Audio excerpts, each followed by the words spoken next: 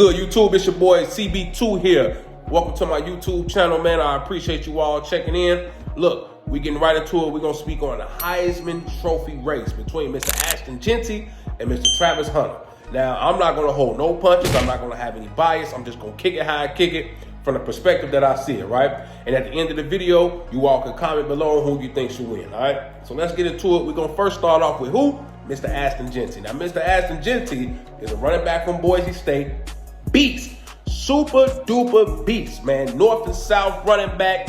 He's going to hit the hole. He's not going to tiptoe. He is a very impressive back, man. Has led Boise State to the college football playoff, man, which is very impressive because it's been a long time since Boise State has kind of been relevant.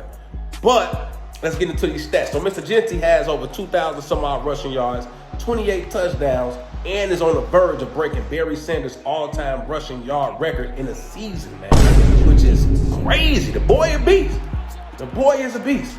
And I cannot lie and say he's not, if not the favorite. If you're going Ashton Jeanty as your Heisman, I can't argue with you, man.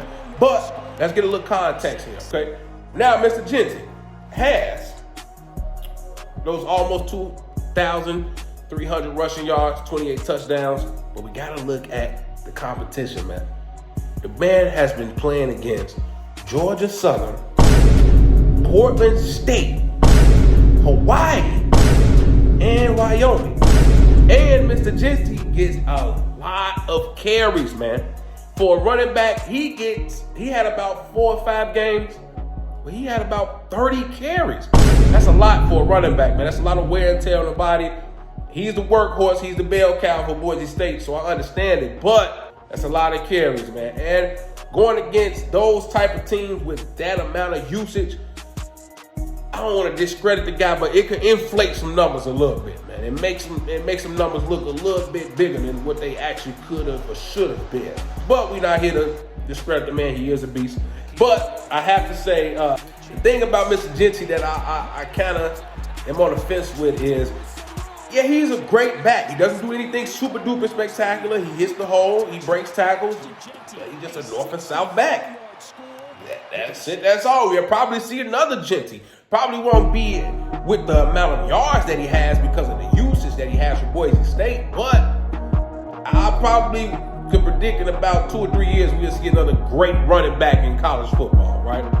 And that's no discredit to Mr. Jeanty, but he's good. He's very good. So in terms of speaking back to the competition as well, people like to speak on him going against Oregon. Man, he put up some great stats against Oregon.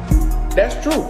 But to put that in context, the week before Boise State went against Oregon, they went against University of Idaho and almost lost against University of Idaho. At the beginning of the season, teams are trying to find their identity. They're trying to get a rhythm. So it could be easy for a team that you underestimate to come in and punch you in the mouth, you know what I'm saying, and catch you off guard. Not to discredit Jeanty in that aspect, but the team that Jeanty went against in Oregon in the beginning of the season is not the same team that he would go against if they played in the college playoff. And that's another thing too. I'm interested to see Jeanty versus a real college team, man. A real college team with athletes that's just as good as him. I want to see him go against an Oregon.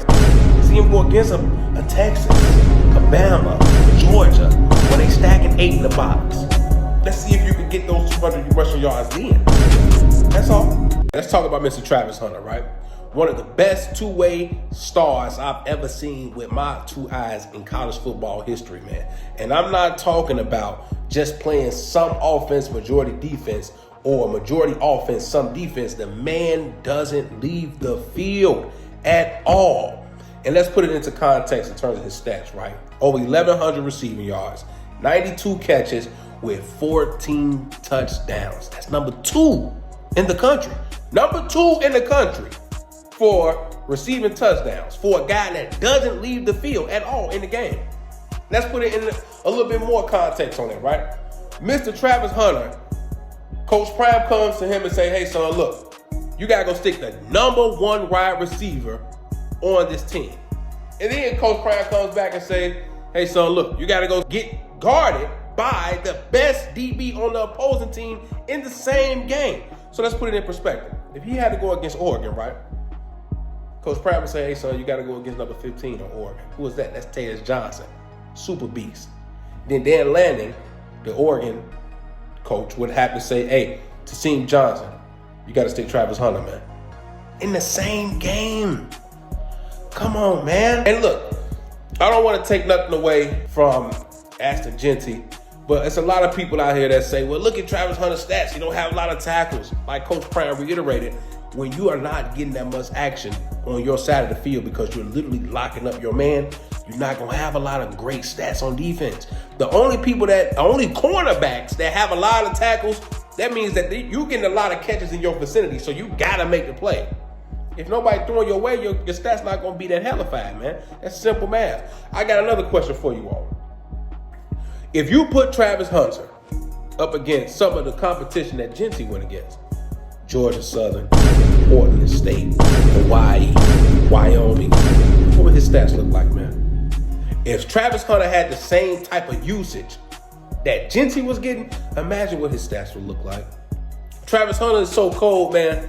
On defense, because he's such a hellified wide receiver, on defense, he sometimes is running the route for the opposing wide receiver and is in position to get interceptions because he knows the route that they are about to run.